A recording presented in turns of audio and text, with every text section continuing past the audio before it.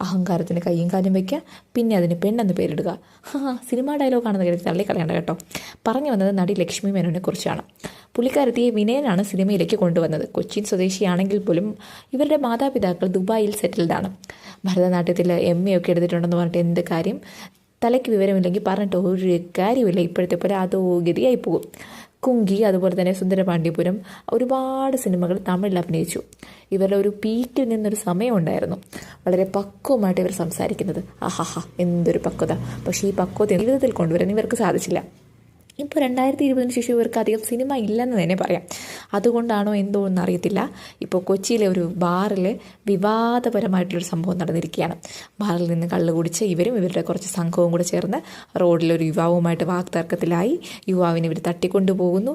പിന്നീട് ഇവർ യുവാവിനെ ഉപേക്ഷിക്കുന്നു. അങ്ങനെ യുവാവ് നൽകിയ പരാതിയിൽ തെളിഞ്ഞൊരു വലിയൊരു നിഗൂഢമായ സംഭവമുണ്ട്.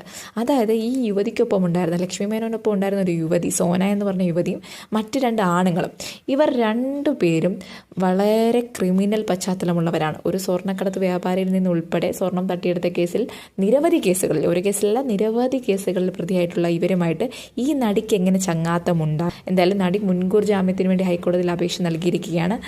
വിധി വന്നിട്ട് നമുക്ക് ബാക്കി എന്താണെന്നുള്ളതൊക്കെ കാണാം.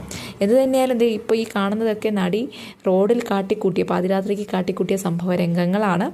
എന്തായാലും കൊള്ളാം അല്ലേ?